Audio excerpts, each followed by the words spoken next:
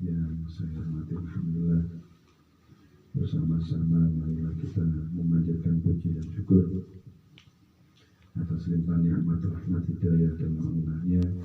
Kita bersama pada malam hari ini masih diberikan kesempatan, ditakdirkan untuk kita melaksanakan kegiatan kita bersama. Mudah-mudahan apa yang kita laksanakan bersama, khususnya pada kesempatan malam hari ini, senantiasa dijadikan sebagai tambahan amal soleh kita, tambahan amal yang selalu diiringi ridhonya Allah Subhanahu wa Ta'ala. Sahabat-sahabat sekalian,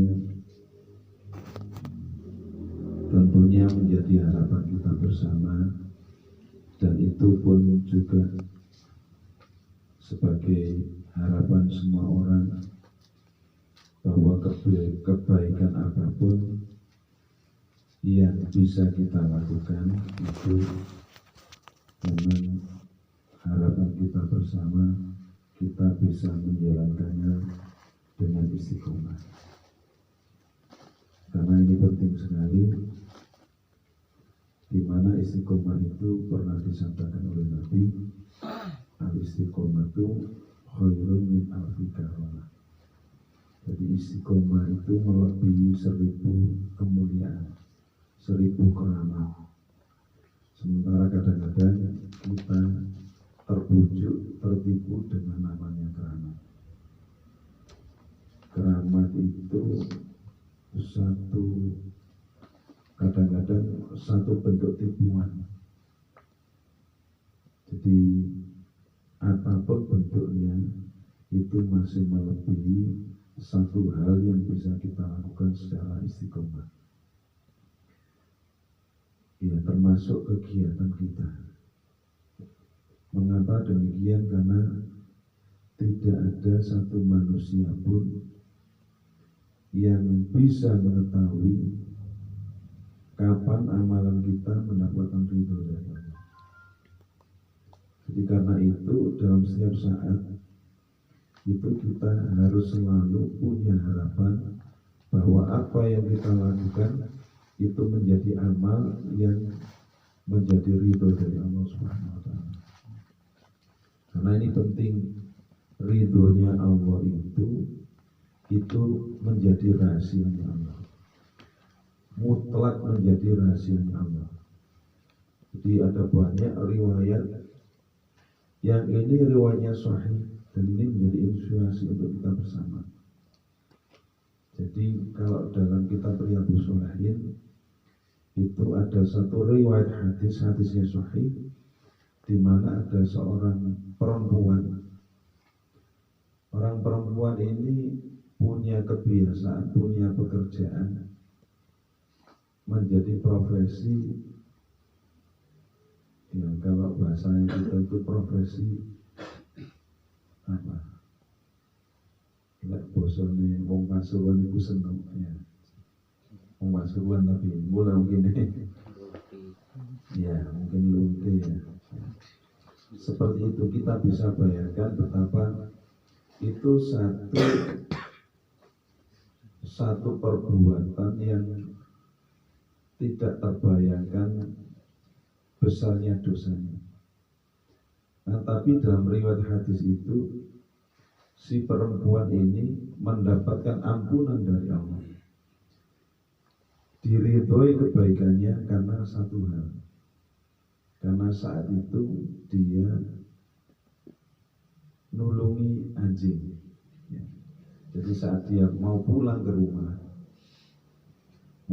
rumahnya dari apa? Ya dari nyambut kawin itu.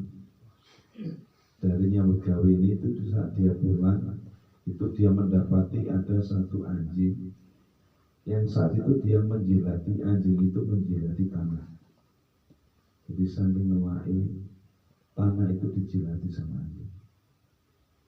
Kemudian si perempuan ini dia berinisiatif untuk cari air untuk ngasih minum sama anjing.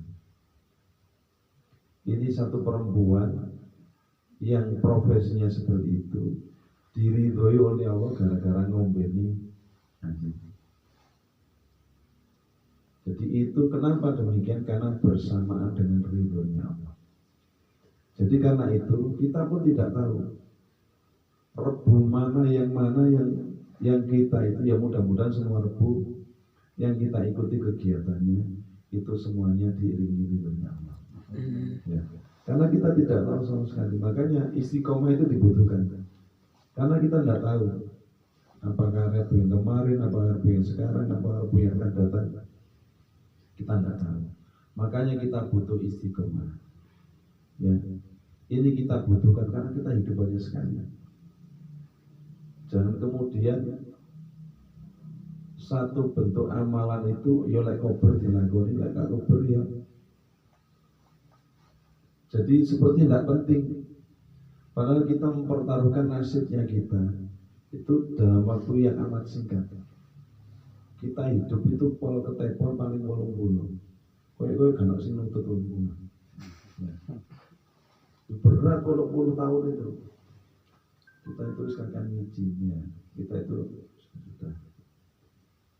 Kita umur sekian saja wis penyakitnya wis numpuk sendiri. Karena itu kesempatan kita tidak banyak. Karena itu apapun yang bisa kita lakukan, hendaknya kita lakukan dengan istiqomah. Karena kita tidak pernah tahu pada amal yang mana yang saat itu bersamaan dengan ridhonya Allah.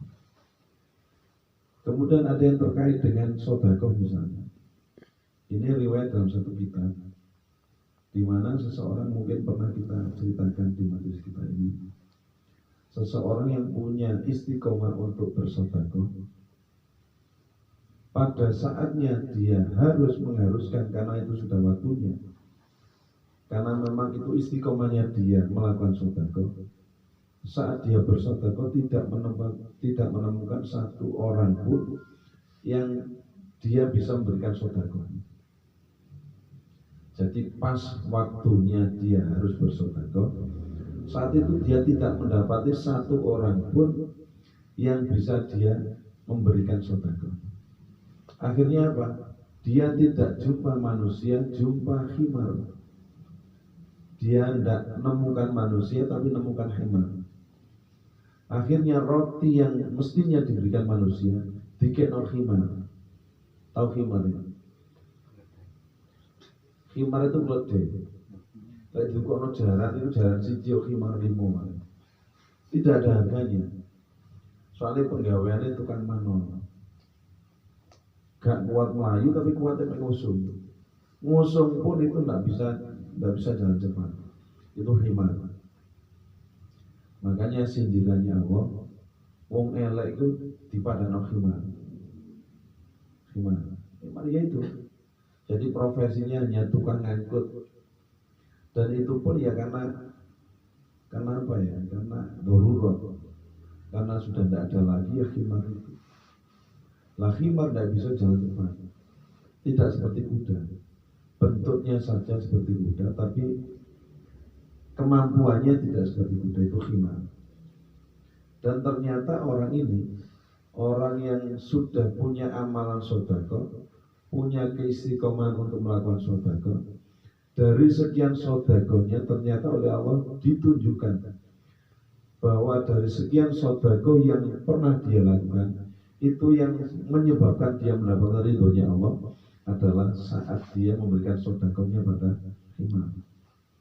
Jadi tidak ada yang tahu. Ya. Jadi mungkin sampai pernah tahu salam template nang kiai. Sampai arep-arep kepengin swarga kan gitu. Utawa kepengin barokah. Itu ceroto api. Boleh kepingin ini itu kan kadang-kadang kan begitu. Tapi pada saat mungkin orang itu ini logika saja. Pada saat orang itu bersedekah pada himar, kan ada harapannya apa-apa. Apa harapannya pada himar? Tidak ada. Ya karena tidak ada manusia yang dia berikan sedekah, tidak ada. Tapi ternyata dari perbuatan itulah dia mendapatkan ridhonya Allah karena melakukan kebaikan pada himar. Nah, sama dengan ayo kita lakukan. apapun yang kita lakukan itu kita tidak tahu pada perbuatan apakah yang itu disertai dengan ridhonya Allah. Karena itu kita kudu istiqomah, ya mengabur istiqomah itu. Ya benar. Kenapa istiqomah itu disampaikan Nabi khairun min alfi syarah? Itu karena hebatnya istiqomah. Ya bukan karena hebatnya amalannya, bukan istiqomahnya yang berat. Yang berat itu istiqomahnya. Ya. Jadi ya ini menuntut untuk, makanya dalam ibadah itu juga menuntut adanya kesabaran. Jadi sabar itu tidak hanya berkaitan dengan musibah, tapi dengan ibadah pun ya harus ada